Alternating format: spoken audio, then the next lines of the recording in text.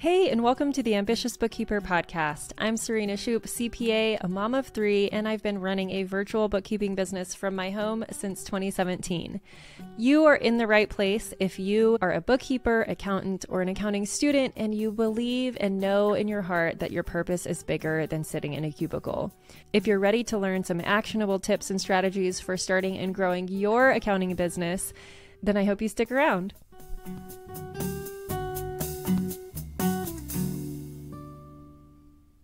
Welcome to the Ambitious Bookkeeper podcast. Today I have a guest, Corree Roofener, on the podcast with me, and we are going to dive into money stories, and I'm super excited for this. So hi, Corree. How are you today? Go ahead and introduce yourself.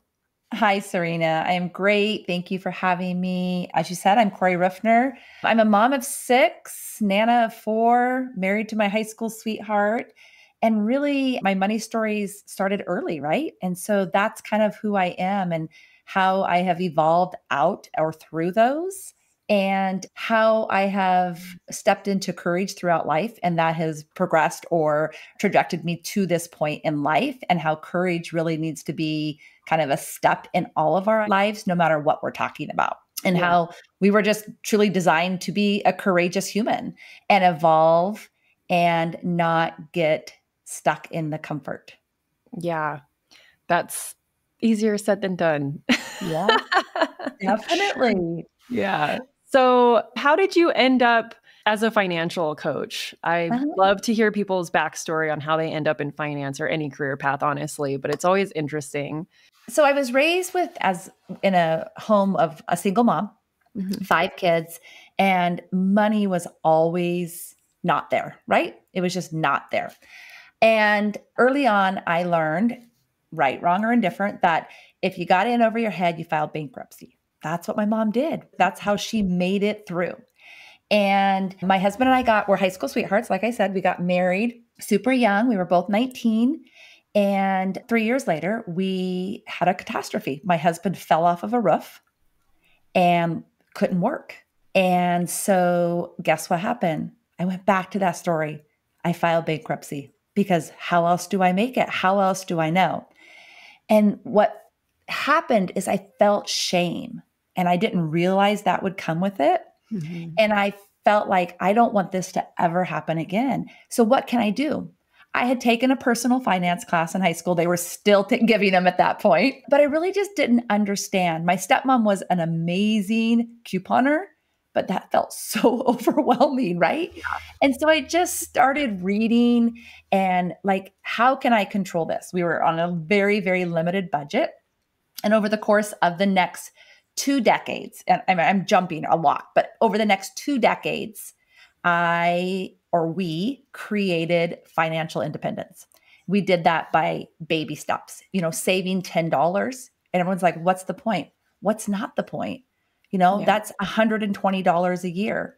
That could have been that emergency, right? My goal was to build that emergency fund so that I would never be in that place of not being able to pay the bills if something happened. I knew from a young age that something could happen. And so we built this independence. I started doing bookkeeping as a side gig. I was a stay-at-home mom, and I have always loved traveling. So I took on one attorney as a side gig. That money went into our vacation fund every single month. My next step into independence was creating these individual savings accounts so I knew where money was and what it was for. That created value to me, right? And that's kind of what I coach on is if we don't have value, if we just have these generic accounts, what is the meaning? It's really easy to take from them then, right? It's really, really easy to say, oh, I'm short $200 this month. I'm going to go take from that. But what if it says Disneyland for the whole family 2025? All of a sudden it has this meaning to it, and you don't want to take from it because you want to go on that trip with those memories with your kids, right? And your family. Yeah. So it was just really little baby steps. It wasn't some miraculous thing, but it was just creating clarity and then creating a plan. And that's the key. What was my clarity? It was to never be stuck in a position of not knowing how we were going to pay the bills or having to file bankruptcy again. And then the dream, the plan is that budget. Where do I want my money to go? So telling your money where to go versus saying, oh, I wonder what happened this month. Right? So that's really what it came from. It came from the depths of not having enough growing up and then having to do that shameful, what I considered shameful. I don't want anyone to feel that way. I did what had to be done at the time, but it created shame and I didn't want to feel that way again. Yeah. Yeah. Awesome. It's always really interesting to hear people's money stories for sure. Yeah, absolutely. Yeah. Absolutely. And then sometimes it like illuminates things that you never even considered from your own childhood. Like, oh, I didn't realize that that happened to me too, or whatever. And like, that could be part of my thing too. And you maybe never have recognized that before. So hopefully that resonates. You know, we forget that our amygdala, the part of our brain that creates memories or creates values, is actually started forming at the age of 6 and 7. And that's really young. We think about that, right? And that kind of gives us our beliefs and some of our values around specific things. And money is, you know, it's such a critical thing in our lives. It can be a crutch, it can be kryptonite, it can be so many things, or it can be very valuable and very freeing. And our beliefs about it really are the trajectory of what it is in your life. And so you really have to start unwrapping what it means to you and why it means that to you. Because for the longest time, I felt like money wasn't for me. If I wanted money, that was greedy. You have enough. You know, like once we had enough and we had a home and we could pay our bills, well, you have enough. Why do you want more? That seems so selfish, right? But why do we feel that way? Like we were born to be in abundance. And if I have more money, I think about what I could do to help and empower other communities, other causes, other values in my life. Yeah, absolutely. Okay. So I love that you did bookkeeping on the side to fund your vacation fund. And I also love that you basically are like, it's a simple action that anyone can do like today is just rename your bank accounts. Right. Right. Or create the savings account, right? Like don't have one, have separate ones that really fall into, you know, one of the things I love to say is, you know, we earn from our strengths and we spend from our values, but most people don't even understand their values, right? So like if you're not spending from your values, you're not going to kind of come into that level of joy with your money, right? Because we have to love how we get to live life in order to keep earning money. Right? Otherwise, it's like, what am I doing this for? I hate my job. I hate never having any money to do anything. You have to get that clarity again. And that values is such a critical step in that because, like I said, not only do those values change, but we don't typically know them. Most people are like, what do you mean your values? And those are those things that are just like right at your core. For me, it's, you know, family is critical. So if I'm spending money on family, I am happy. My faith, if I'm spending money in my faith, so service and that kind of stuff, I am so happy. Adventure, oh my gosh, travel feeds my soul. So like if I'm spending money there or if I'm saving money there, right? It is so joyful. So we have to really think about that because we have to feed our soul. Yeah. So how do you normally walk people through how to identify their values in that There's realm? so many opportunities to do that. And I think for everybody, it's a little bit different. There's a, you know, thinktoperform.com/values is a really easy flip chart. You can just kind of flip through it and it just keeps flipping you through these different words. Does this mean something to you? Does this not mean something to you? And you click yes or no. And at the end, it gives you the top 5. And it's easy. You can screenshot it, right? You can always have it.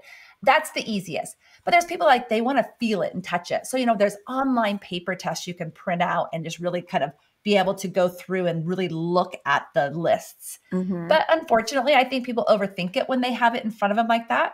When it's a flip, it's more instinctual, and instinctual is exactly what you want. Yeah. So that is always my number one recommendation for clients, or if I'm speaking on other coaching groups, that's what I recommend them to do. Okay. Yeah. And have you found, just because I'm thinking like as a business owner, I've done the values exercise to get basically the core values of my business and to be able to hire the right people. Do you find a lot of those personal financial values, or maybe those aren't necessarily specifically financial values, it's just like your core values? Do you see that overlapping with business owners, like their company values? Okay. Absolutely. And I think we're all different bookkeepers. For me, I love like early on female entrepreneurs. And the reason I love it is because there's so much coaching involved, right? Like being able to get rid of some of those beliefs about how they think about money. But one of the things that I find over and over again is the way you feel in your personal money is the way your business is going to be run too, right? Because we're human. We don't just change. We don't just turn a key and change as we walk into the office or walk into the computer screen, whatever it is. Those values are a part of who we are. So they're going to go back and forth between business and personal. So if you don't like the way your personal finances are run, you probably don't like the way the business finances are run, unless you have a huge team, right? A team of people, that bookkeepers and financial advisors telling you what you need to do. But yeah, I think they do. And I mean, I think if we think about it, like for me, family, my business finances, like when I'm talking about how my business is being run, there's multiple ways family comes into that. Not only my family, but my clients' families. And if I want to hire somebody, their philosophy with family, right?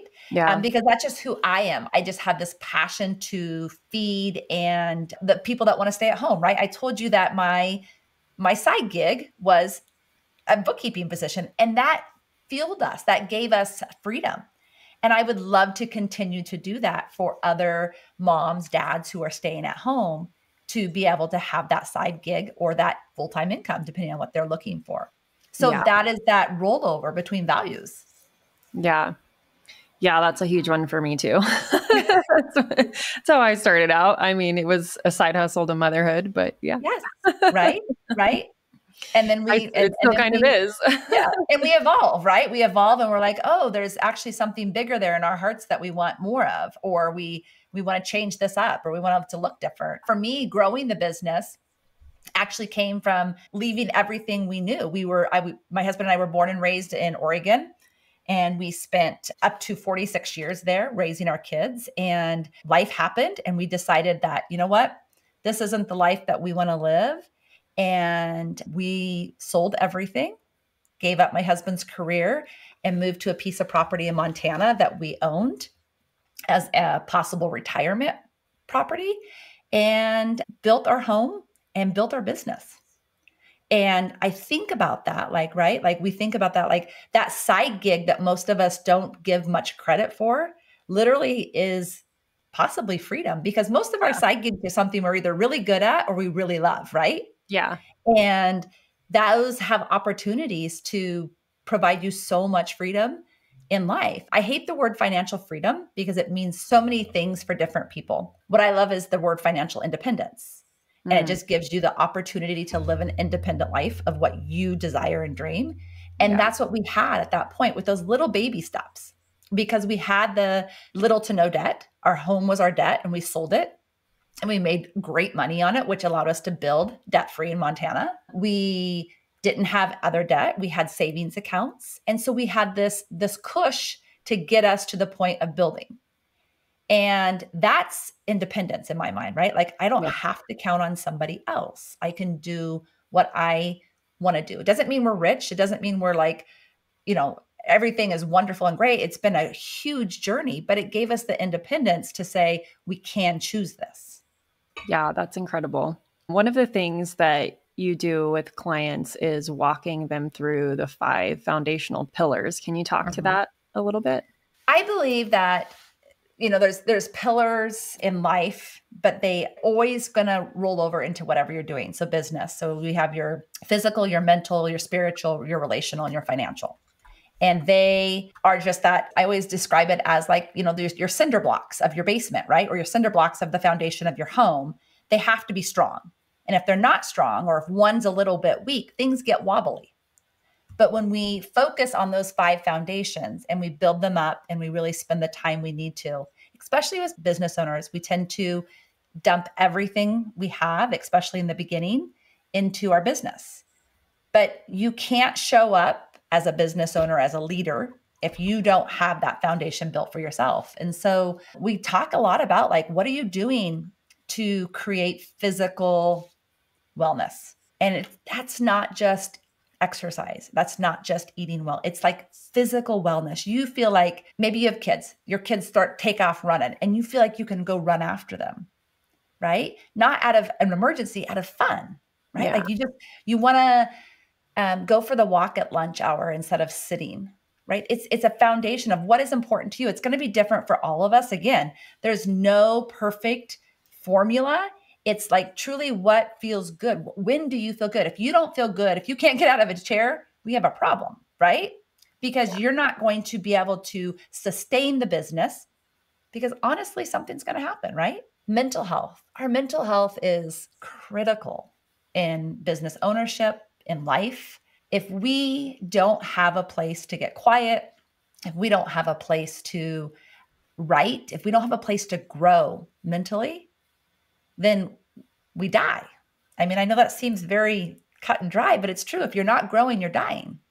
There's really no other way. And so I encourage people to journal, or maybe they need a counselor and or they already have a counselor. Go do that, right? Like surround yourself in a community of people that are growing and or have already surpassed you, because that creates a mental vision. Spiritual, I think that we all have a different belief in what is and what is not, and it does not matter. But when you don't believe in anything bigger than you, don't have anything to hope for. And hope is critical in life. We need to hope for something bigger.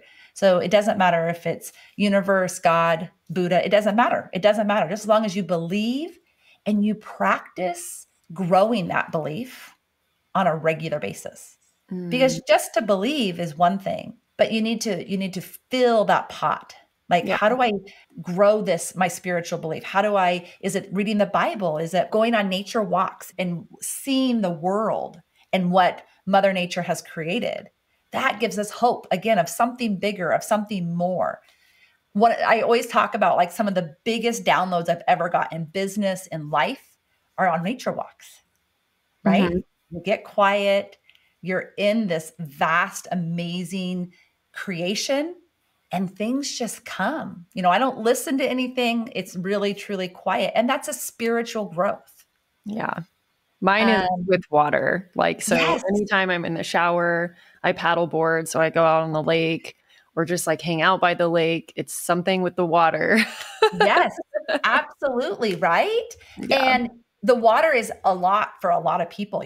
The rushing of a waterfall brings power. It brings cleansing, right? Mm-hmm. Swimming, soaking in salt water, right? Soaking in salt water, it's just like a natural Epsom bath and it can release so much. So there's so many things and there's not a right or wrong reason. It's just about being curious enough to find it. And that's, I talk a lot about that.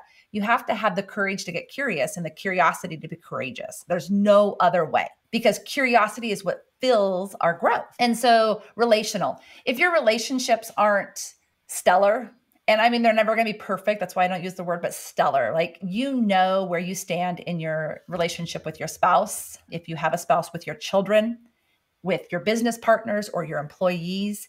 That's that openness, that vulnerability to say, you know what, I'm struggling. Let's talk. That communication, if that's not there, everything's going to start breaking away. Our relationships are critical in life, but definitely in business, because when you show up to the office and you've just had a horrible day with your spouse at home, it rolls over, and vice versa. If you have an employee that you don't feel like you can talk to and be open with, you bring that home. Your kids feel it, your husband feels it, your wife feels it. And that relational health is just so important. And then financial, right? I mean, we have to have finances to build the business, to live the dream, to live in those values, right? Our values cost money. One of my values is physical health, right? That costs money. Even if I work out at home, it still costs money. I have supplements. I need to have weights, whatever it is. It costs time and it costs money.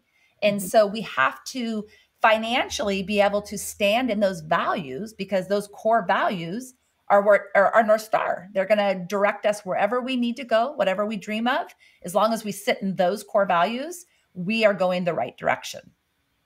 Yeah. I think what sometimes people, at least for myself, I guess I can't speak for other people, but for myself, It's a constant, like, you have to keep reminding yourself of your values because Yes. sometimes you get led astray by other people's values or society. Yes. Right? So it's Yes. like, just because you've established your values, it's not like, okay, now I'm good. Like, you have to revisit them, like, write them down, put them in your journal, revisit them every couple of days, and maybe reflect on, like, how did I live out this value today, Yeah, one at a time. absolutely. And I do the same thing in my business too. It's like decisions in business. It's like you get shiny object syndrome, and it's like, oh, there's this new thing. Like, but is this one of our values to go this direction? And is this going to support the end goal? Like, every decision in life and Yes, business should be guided by those absolutely. values. Absolutely. If you're not doing an audit of your values on a yearly basis, then you're losing the point of them because they do evolve as you evolve. As your business evolves, they're going to change. And that's the beauty of it, right? Is they get to change, but you still need to know them. I have mine written down like right above my desk. I have them in my phone. And some people are like, well, that seems a little excessive, like that you look at them before you make a purchase. But does it? Because if our culture is, I want it, get it. Yeah. It's just so fast and furious and never having anything to think about. And so if I look at my values when you've got 27 things in your shopping cart, right? It makes it very clear, like, oh, wait a second. There's that trip I want to go on. How is this? Do I need this? No, I don't need this. So then put it away. Yeah. Right? For me, that is how I live in it. It's not going to be the same for everybody, but it's also things like you said, I'm at a conference and they're showing all these shiny new things, these new programs. And you're like, oh, that sounds wonderful. But if you go back and look at the values and go, does it fit my business model? Because this is your business model. This isn't somebody else's business model. And so they're not going to be the same. And it's not going to work the same. This is your family. Your family's model isn't going to be the same as your neighbor's. Yeah. And so you have to ask yourself in all of those things, does this work in my values, in my family's values? And I really highly encourage people to have their children do them. I have adult children. So my kids range from 5 to 31. So there is a big gap. And so the older kids have done the values and their wives have done the values. And I really have coached them and talked to them about, this is how you guys come back to those disagreements, right? But I've had my teenagers do them because they, you think about going to school and you get, maybe it's the peer pressure. You're at a party and let's drink. I want them to think about those values. And that's what that's what I talk to them about, is it's like, your values are what's going to direct you. If your values is education and a future and this, you have to ask yourself, does that come into it? And every one of them has family, right? So does this represent your family? Is this what you want your family to be reminded of? And believe it or not, it happens and it works in a way that they'll come to me and they say, I looked at my values today and I knew that wasn't the choice I wanted to make. It's really pretty important and it's pretty amazing, honestly, to be able to let them have that freedom. I don't tell them what it is. This is your values. This is what's important to you. Mm-hmm. So does it fall into that category? And that helps us in a family value system, right? Because it's not just us as individuals or a business as an individual. Sure, you might be the owner, but if you have employees, the values of everybody are involved in those daily decisions. And it's a really powerful experiment to do with employees, right? And see if there's any crossover. Yeah. Yeah. I know for myself, like once I really honed in on my company values and started hiring around that, like the team that I have is just incredible. Yeah, you know what I mean? It's like the work that people don't realize is the most important part. It seems so fluffy, right? It's like, no, I just need somebody to do this particular task or job in the company. But it's like, doesn't matter how well that person performs that task. If you're not aligned in values, there's going to be a lot of friction. Absolutely. At some point, Absolutely. I couldn't agree more, Serena. You said that, you nailed that, because there's no other way. And you can see it everywhere you look. The biggest companies in the world, the smallest companies in the world, if people aren't aligned in their ethics, their values, it doesn't work. There's friction, there's tension, there's turnover. The turnover is huge, right? Because if When you're aligned with somebody in your business, they have a commitment to you. They're loyal to you, right? Because you feel the same, you believe the same. And even if it's not exactly the same, you have this line of connection, and that connection is what creates the loyalty.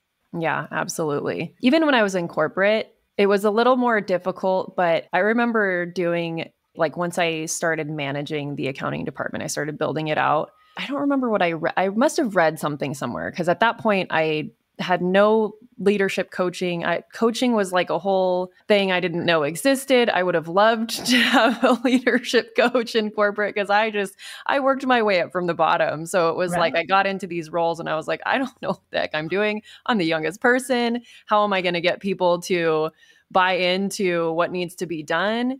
And a lot of it came intuitively, which is probably why I was in those positions. But at the same time, one of the things that I tried to do at one point was kind of establish like values of our team.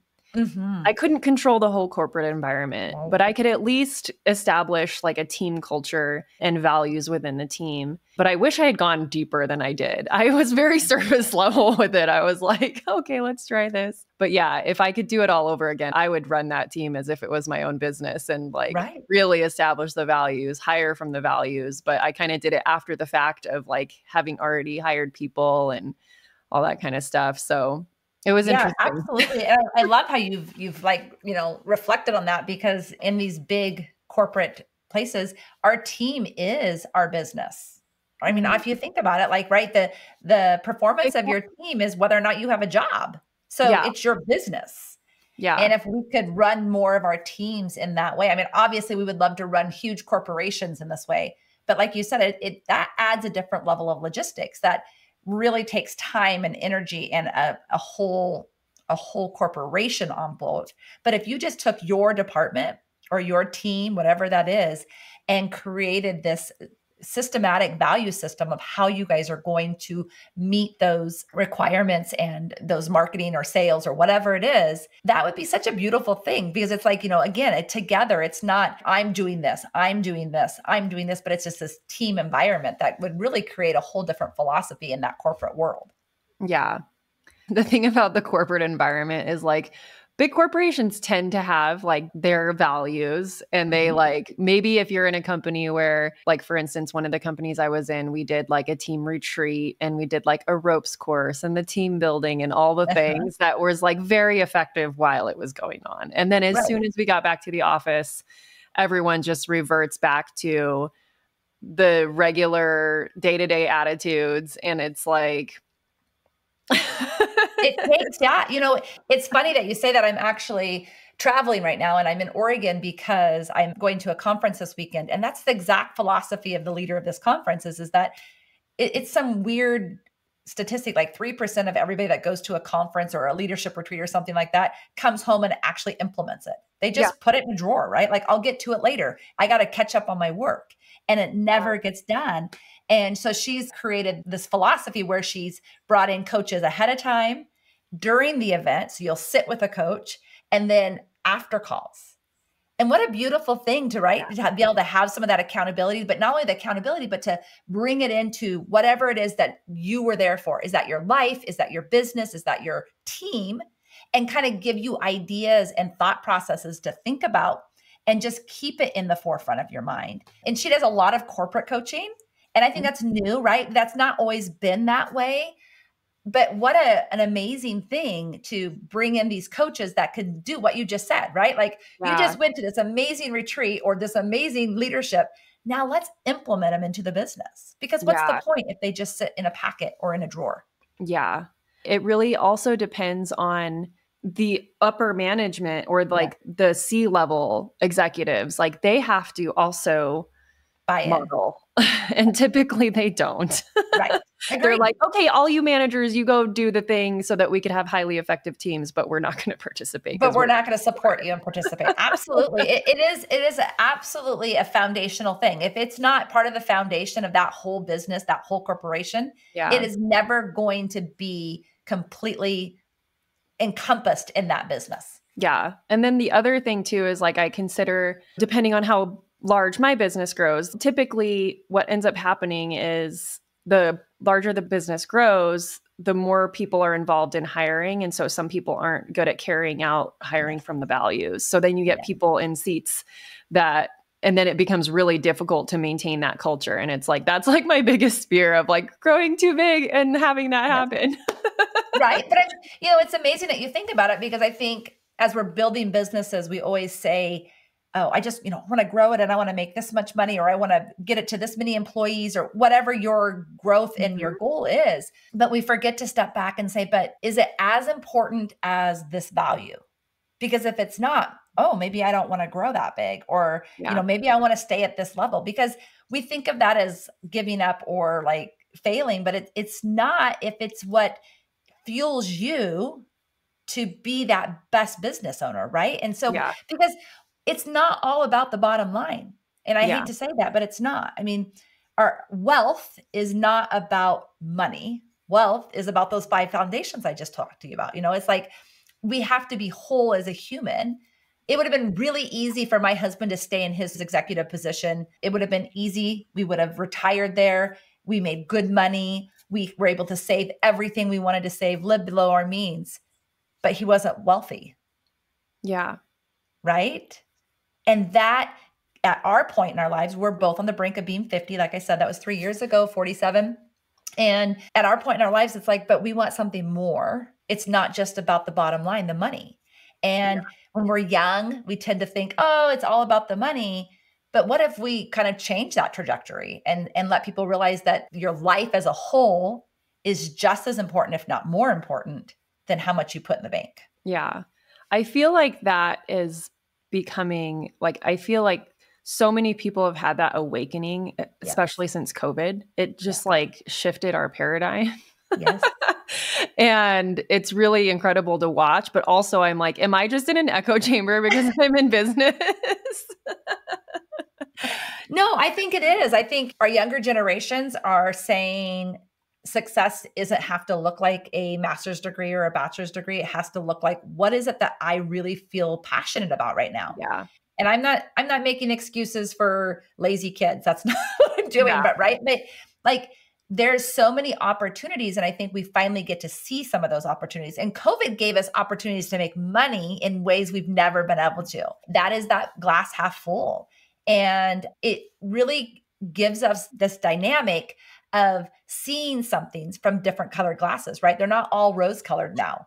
They're different. Or maybe they're coming off completely and saying, you know what? This isn't it. Or people that were in a career, maybe they invested hundreds of thousands of dollars in their education, and they're realizing, I'll use a doctor. I am a doctor. I do want to care for people, but I don't want to do it this way anymore. I don't want to miss 80 hours of my family every week.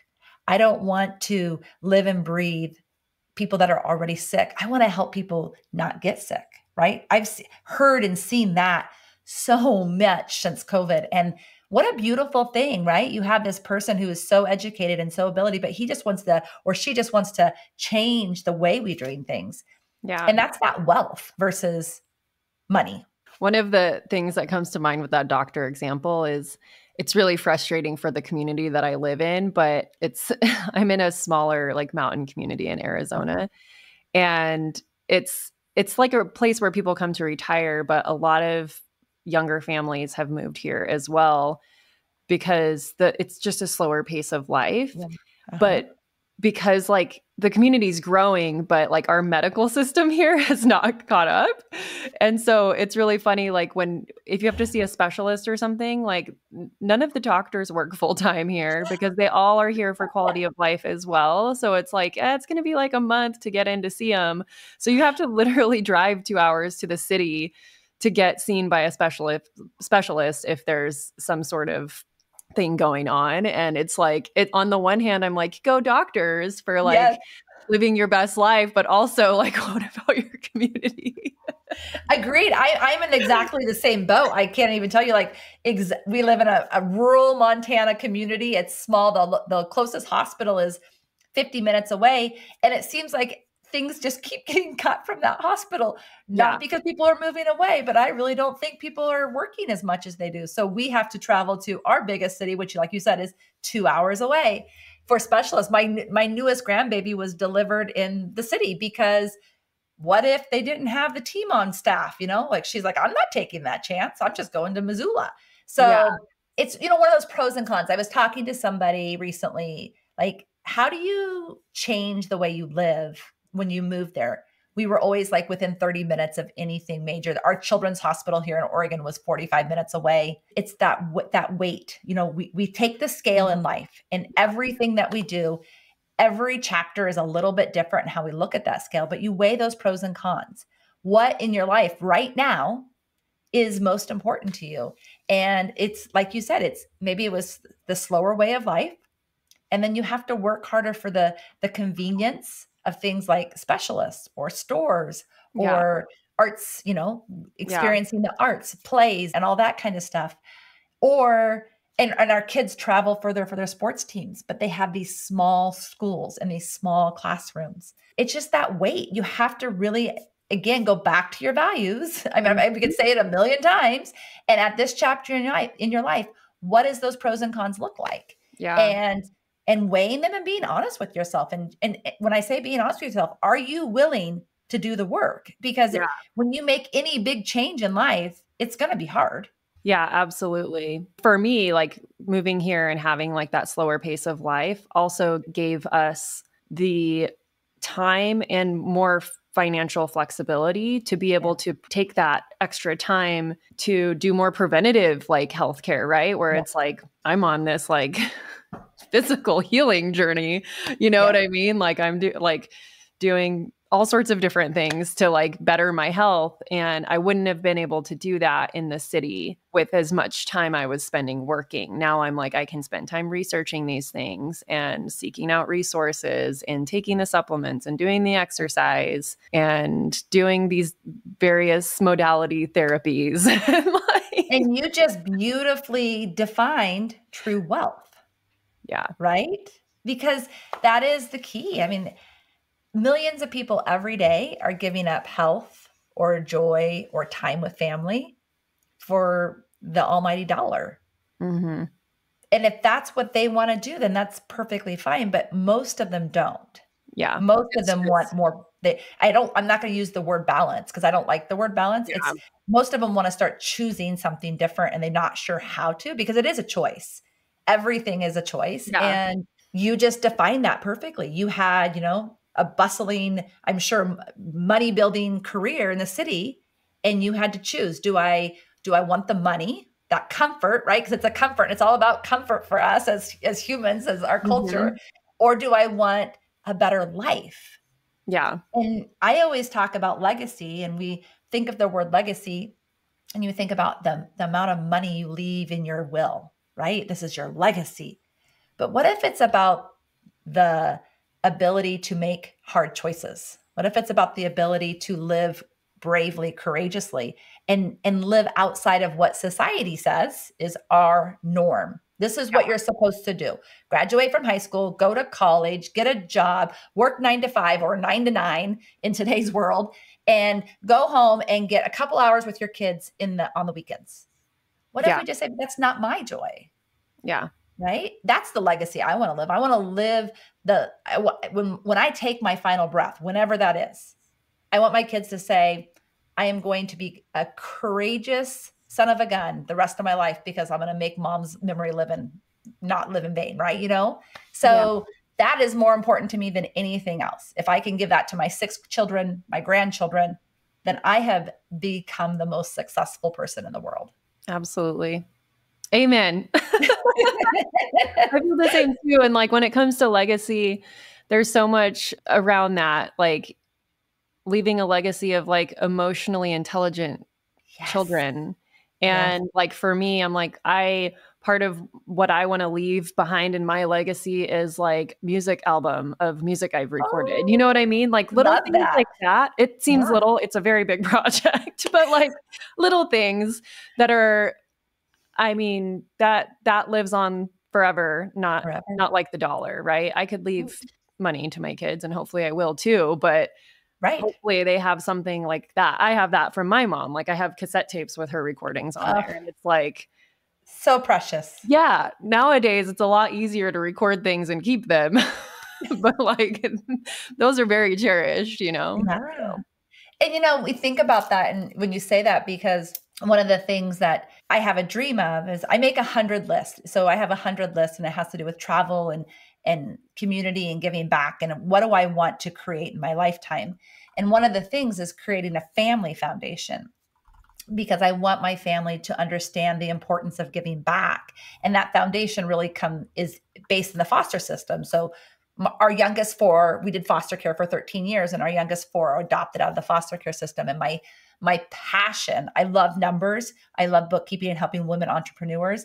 But my passion, like the thing that just lights my fire, is the foster care system and the need for an overhaul like no other.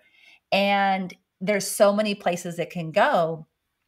But one of the things that hits me the hardest is how the kids age out. When they turn 18, what happens to them? And so I have this passion to like build this foundation.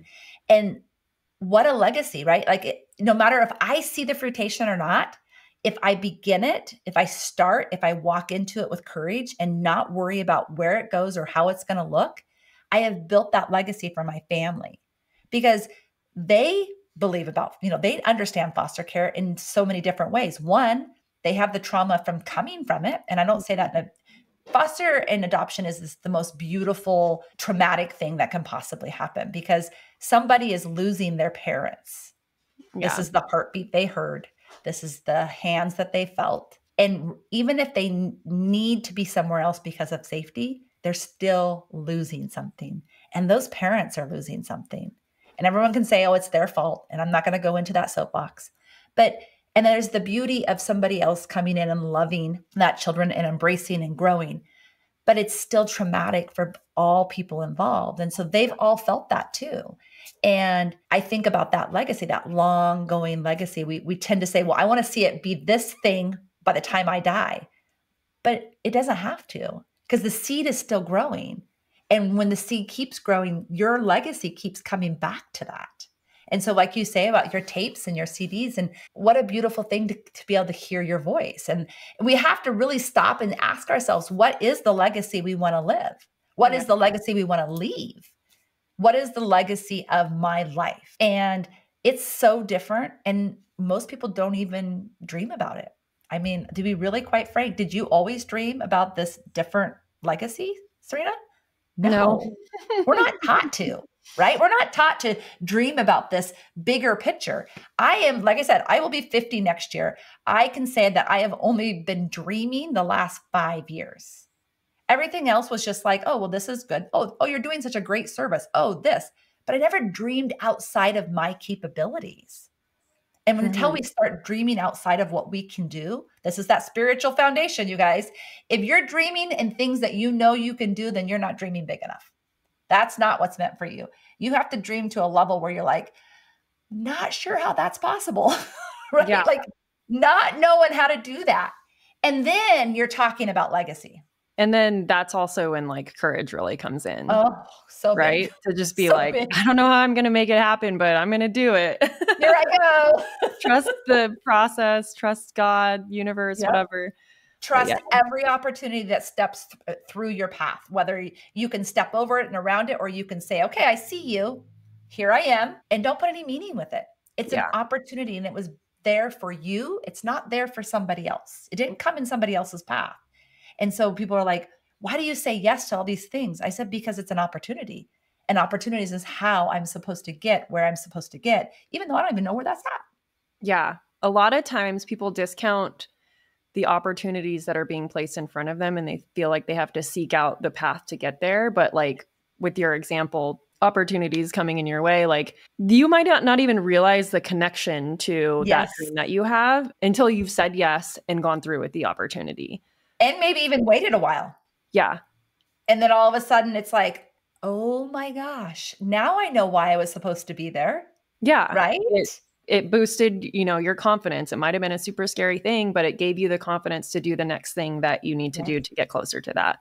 Yes. So. Yes, absolutely. I love it. I love how much we can see that same path. It's beautiful. Yeah. Well, if someone wants to learn more about what you do, I think you put in your intake form that you have something and a link. Let me pull it up. I do have like a financial webinar that's coming up. It's a free webinar that just really starts to take apart those beliefs and the steps to kind of moving forward, getting through some of those. That's coming up. So at the end of the month, I gave you the link to put that in the show notes so they can do that. crfinancialfoundations.com. That's my website. And pretty much everything is there. And I'm on social, whether we love it or not, we're on it.